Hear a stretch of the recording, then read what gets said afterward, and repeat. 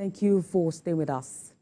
After months of speculation, President Bola Tinubu has made some significant changes to his ministerial cabinet. 10 ministers have been reassigned to new portfolios, 5 have been discharged, and 7 new ones have been nominated for Senate confirmation. Now, this move is aimed to scrap superfluous ministers and also ministries, ensuring a more compact and effective government. The reshuffle was based on a thorough assessment of each minister's performance, with a focus on delivering tangible results for Nigerians. The presidency has emphasized that the changes were made based on facts in the ministers' scorecards. The cabinet reshuffle also sparked anxiety among some ministers, with speculation mounting that there could be further changes. However, the presidency has reassured that the changes are aimed at improving governance and delivering results for Nigerians. Joining us in the studio for this conversation is a lawyer and public affairs analyst, Jide Ologun. Good morning and thank you for joining us. Thank you. Pleasure. Good morning. And also joining us via Zoom from Benin is a political analyst, Kassim Afegbua. Good morning. Thank you for joining us on TVC Breakfast. Good morning. Thanks for having me. All right, Mr. Kassim, so let's begin with you. We've seen the list of those who are in and those who are out. So let's have your first reaction to this. Did it really capture your expectations? Well, it is a welcome development. And nothing is permanent in life. Change is the only thing that is constant.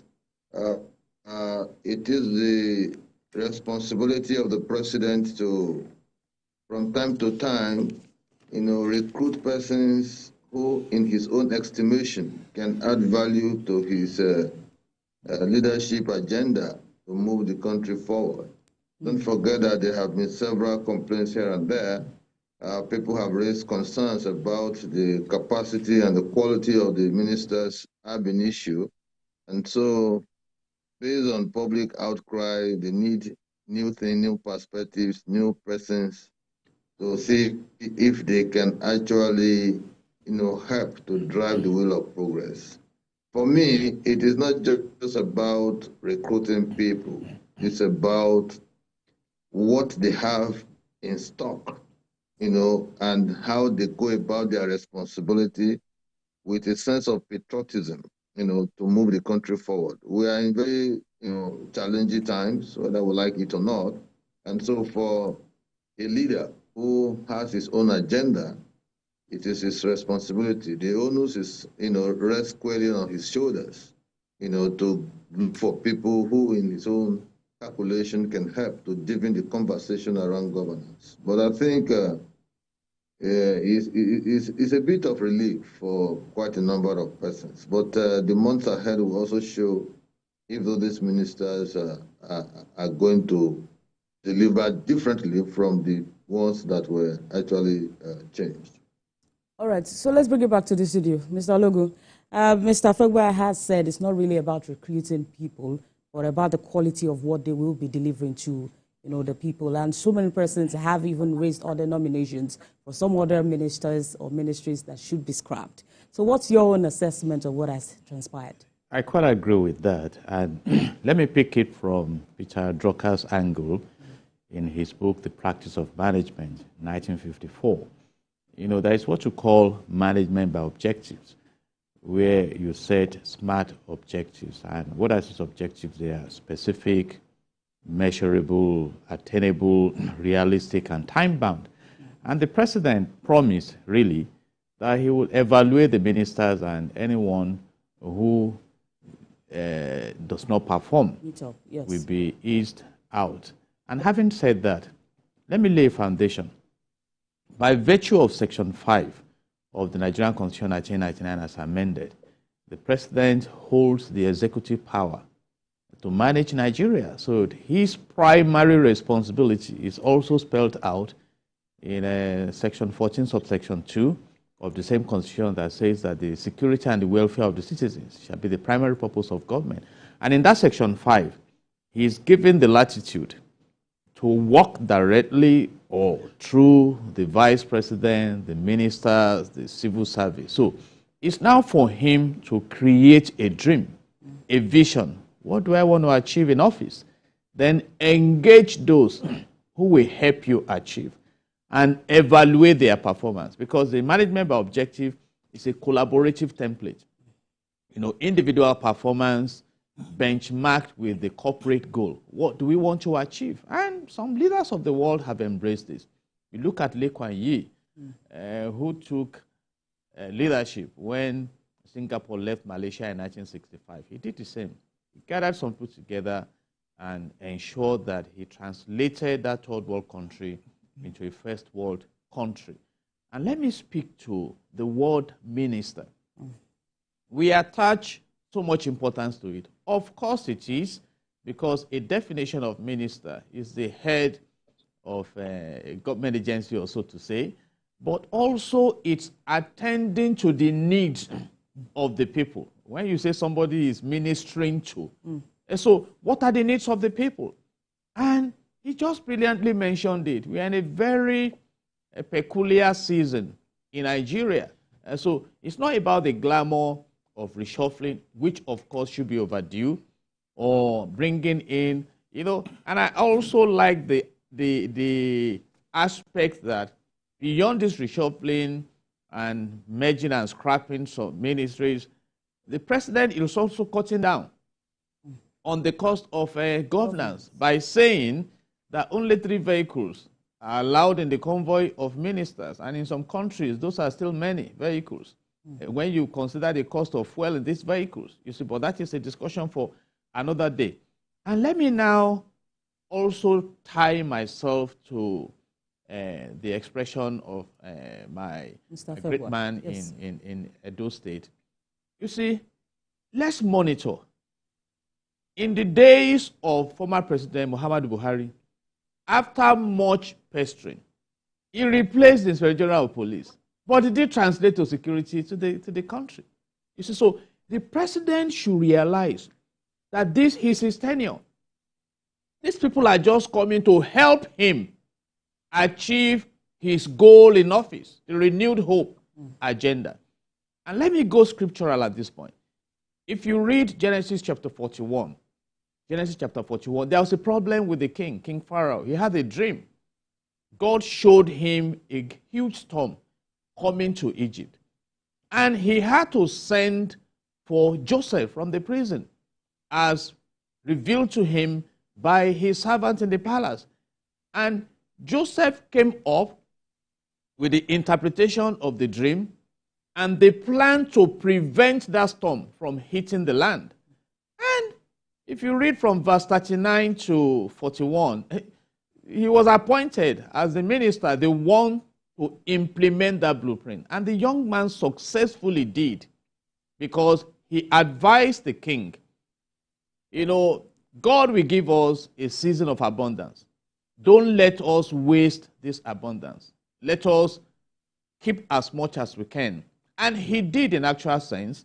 So when the famine came, Egypt became a citadel to attend to the people of the world of that era. So it's all about performance, not about status, not about glamour. And again, to anchor my submissions, there are 2 aspects to what we are discussing today. There are 2 major stakeholders. The political stakeholders, who you want to impress by giving them slots, and the citizenry, who are the main focus when you talk about democracy, which is the government of the people, by the people, and for the people. And those who will help you drop your name on the golden side of history is when you impress the citizenry through performance. And I think those are my observations right now. Let's go to Kassim Afegbua in Benin City. Barrister Jide Ologun just talked about performance.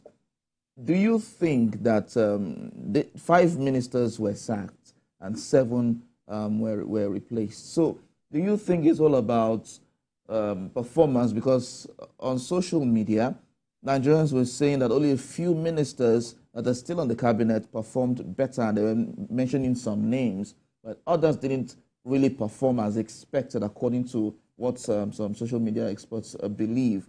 But do you think as well it's about performance and not about satisfying some section of the society? Well, I think I can't agree less with Jide Ologun when he talks about issue of performance. Because even if you listen to the position of the presidency, he said the masses, the citizenry, were the one who carried out the examination, or let me put it that way, trying to know which minister and which minister did not perform or did perform. The evaluation was carried out by the masses and the citizenry, and he captured that one that the citizenry remains, a focal point in any administration, in any performance-driven engagement. You see, the point must be made clearly. Just like I said earlier on, I think 5 ministers are even less, if you ask me. The president ought to have removed at least 15 ministers. Why do you think so? Why I think so is because I can count the ministers that we hear of on my fingertips. The one that we know, when you are doing something in your ministry, and you are not allowing the president or the public to know, you are not even deepening the conversation around governance. You are not letting us know the kind of initiatives you have introduced and all that. They will be as good as you'll be as good as not working enough, because communication is very central to any human endeavor, any human engagement, particularly political governance. So if you sit back and an assessment of the ministers, you can take maybe 10 or 12 ministers who are very vocal, who let Nigerians know what's happening, who are not keeping us in the dark. But when you sit back and you feel that your space is not in the media and you want to just work and just remain there, then you generate communication problems for the president and for the people. So I am of the opinion that there are quite a number of persons who say this government is working. They are doing so many things that are not being spoken about. And the general outcry is that of, oh, things are not working, things are not working. So if you are really performing, if you are doing well, tell Nigerians from your point of view of ministry, from your agency, and from every other platform that persons, have been recruited to represent. All right. So the 5 ministers that were rejected, I think that is just like showing the typical Tinubu, because those who work with him in Lagos told us that this issue of replacement, reshufflement, and all of that will continue to be a constant denominator in his governance process. So we want to see more of that, so that can also wake up other ministers that have not been touched. Because if we take inspiration from where we are coming from, the best time to be a minister in Nigeria was under Buhari. Because for 4 years, persons were not changed. In fact, 90% of them were not changed. So Nigerians will complain. He found it difficult to all right, Mr. Afegbua. Just like well, I would have preferred you actually mention some of these ministries that you think are not, performing up to standard in that sense. And what's your measurement of a ministry actually performing and delivering the dividends of democracy to the people? You saved me the, let me put it like this, saved me the agony of mentioning some of these ministers on TV. Some of us have platforms where we discuss with the leadership, where we also make our feelings known to those who are representing us at different categories. I wouldn't want to mention names. I wouldn't want to mention ministry before they say that I'm trying to witch hunt them. But part of my position is what I told. President Tinubu has a Renew Hope agenda, which was a manifesto upon which his present mandate was anchored. And so to that extent, one will understand that in that particular Renew Mandate manifesto, there are different headings, different subheadings that capture very critical sectors of the Nigerian economy, you know, from security, from healthcare, from housing deficit, and so many other things. And during the campaign, some of us were those who, who marketed that manifesto to Nigeria. So I want to believe that when a particular minister is given portfolio, he has to go back to that renewed mandate manifesto to capture the nitty-gritty of his ministry, of his or agency under the ministry, so that in implementing the benchmarks in that manifesto, they will be able to, the people will be able to feel the impact. Because when you see the criticism of the opposition in Nigeria, I ask questions every time. You can condemn Tinubu for a particular policy, fine. But what alternative policy are you bringing in place that will be superior to the one that you say you don't like? They don't often give us these options. So it is easy, talk is cheap. It is easier to criticize. But give me solution or alternative solution, which is actually the bedrock of opposition politics as an integral part of democracy. They won't give you. They will always condemn, condemn, condemn, condemn. So I am not wired that way. I would rather want an opposition to give me a superior argument on an issue so that I will also learn. So for the president and for the minister, they need to go back to Tinubu renewed mandate, renewed hope manifesto. A lot of initiatives, dynamics, and perspectives are captured in that particular document. If they're able to implement them one after the other, I think it will be better for the government and even for the country. All right, Barrister, perhaps you might want to also mention some names if you want to. Not names really. Or some ministries, yes. To focus on what the president is also acting on, which is bringing down the cost of governance.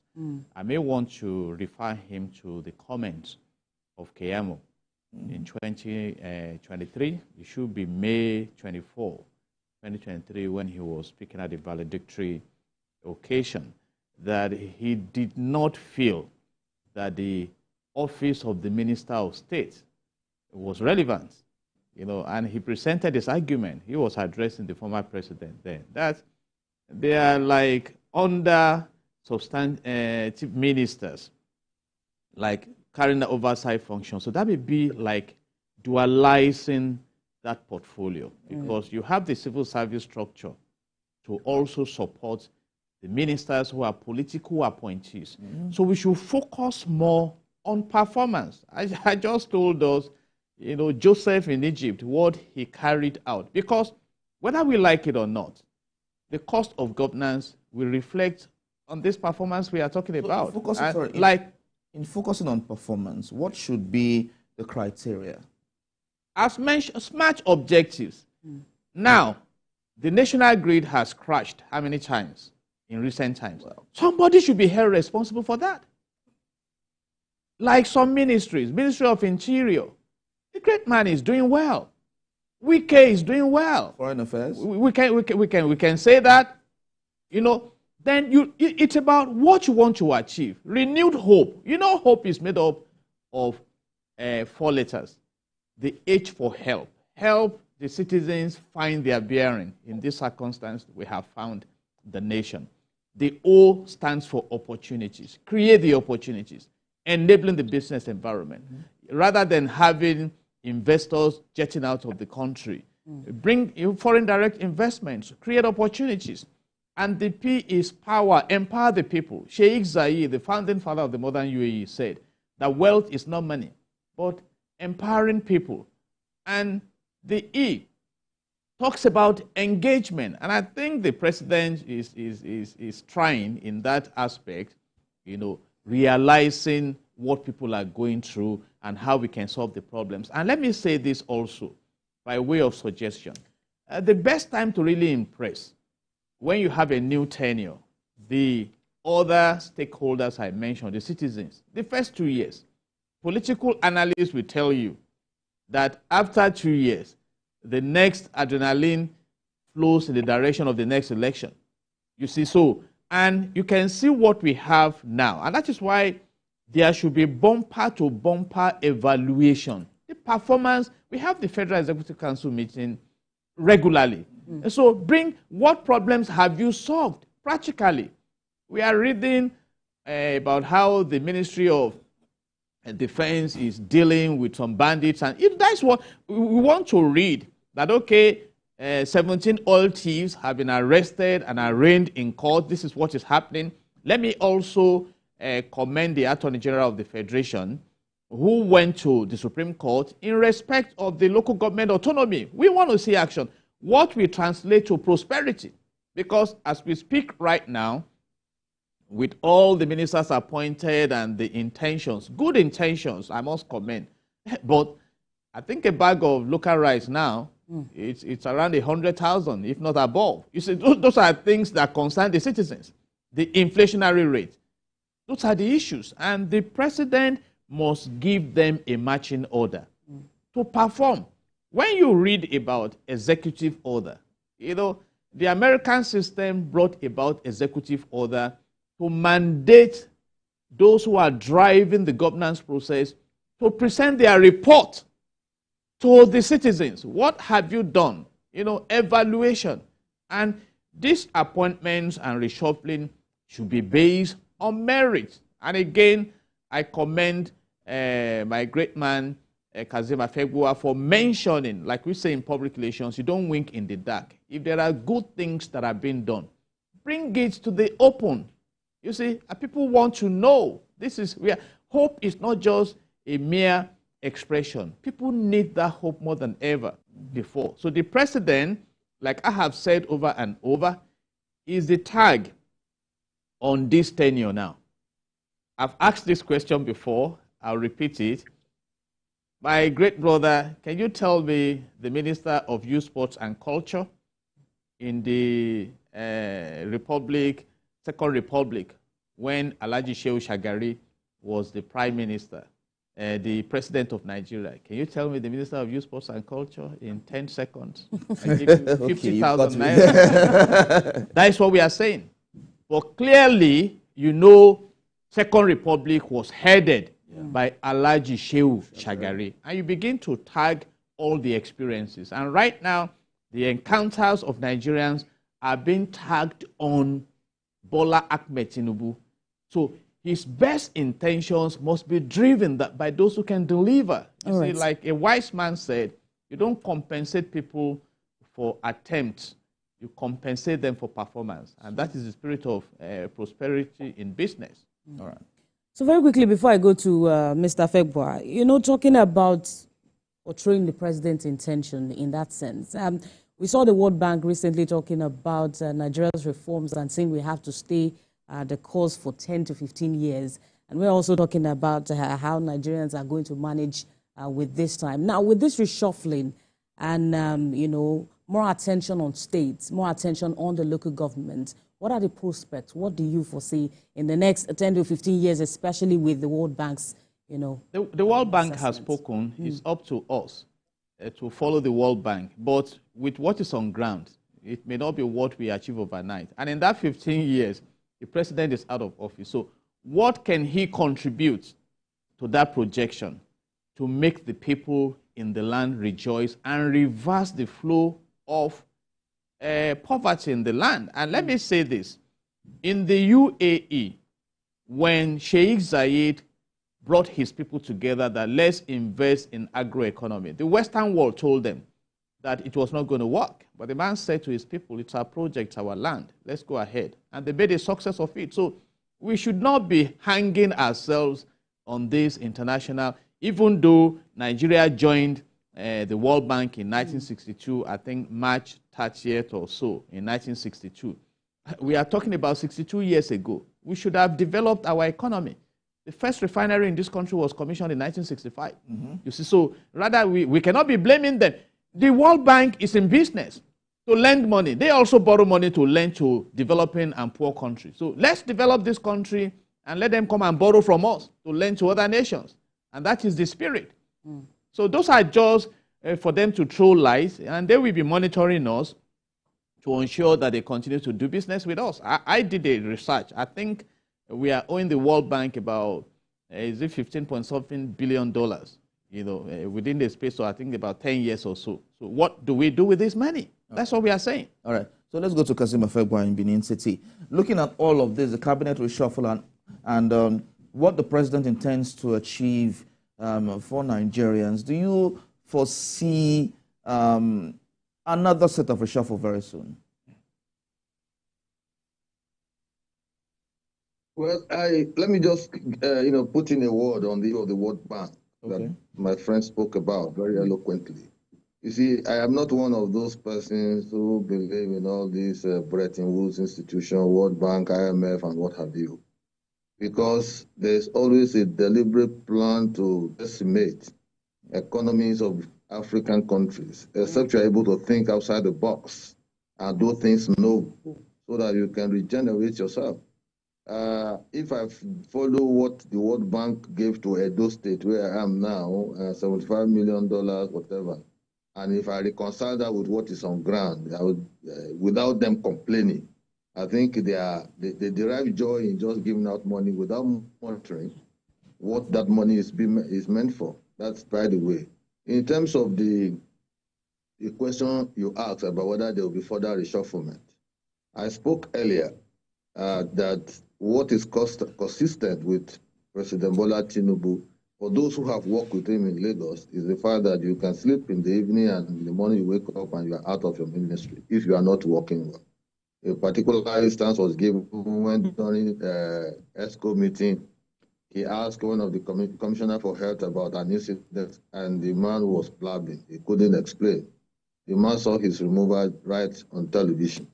So I think what I am seeing differently is the fact that we have a president who is ready to take the very painful decisions, who is ready to step on toes to do certain things. And that courage and boldness is what is required to lead a people of about 200 and something million Nigerians with different attitudinal orientations. You see, you have greed everywhere, you have corruption everywhere, you have so many other vices that would naturally, in fact, there are internal saboteurs. So they want to frustrate you and all of that. Part of the fight that President Tinubu is fighting now is the fallout of the subsidy removal, because those who have been, partakers in the subsidy regime will not just sit back, knowing full well that they have so much money. But like Jide Ologun said, if there are infractions, and you know those people who are causing those infractions, bring them to law. Charge them to court. Let people be seen that there is punishment for bad behavior. That way, everybody will sit up. There is oil theft in the Niger Delta. Who are the people carrying them out? If you have been able to catch 1, 2, 3 persons, subject them to the law. Let them go and be cooling off in prison. That way, people will also caution themselves that no, we can't do this because this is economic sabotage. So there are quite a number of things that people can take from the body language of a president. I am happy that the president is getting his governance structure right and is also trying to balance the political structure, because those two have to go hand in hand. If you don't get your political structure right and you think that you have gotten your governance structure right, there will be frustration. Just like you would see a lot of bottled up anger and crisis in other political parties, Labour Party, PDP, and what have you. And they are already crying that Nigeria is tending towards a one-party state. That's not the motivation for me. The motivation is being able to look people in the face and tell them that, no, you have not performed well, you have to go. Because I understood that he invited some of these ministers and spoke to them one-on-one to tell them their lapses and what have you. I think moving forward, we just need to collectively support any leadership that is in place to ensure that the greater interests of Nigerians are captured. It's about condemning, criticizing, and all of that. If Nigeria becomes more prosperous than we are, the beauty will be for the masses of the country, the citizens of the country. But if we continue to abuse Nigeria, will cost the president, will cost this thing, we are going to be the ones feeling the pains of all of these vices. So I want to believe that there is a new roadmap in this new reshufflement. This is the first time we are seeing it in 10 years. And so if we have this kind of holistic reshufflement from time to time, the tendency is for people to sit up when they are given opportunities to serve. All right. We still have the next few months to see what this newly assigned ministers have in store for Nigerians. Well, gentlemen, that's a fine place to leave the conversation for today. Lawyer and public affairs analyst Jide Ologun, and also a political analyst Kassim Afegbua. Thank you, gentlemen. Thank you for joining us. Thank you. This God morning. bless Nigeria. A pleasure. A pleasure. Thank you.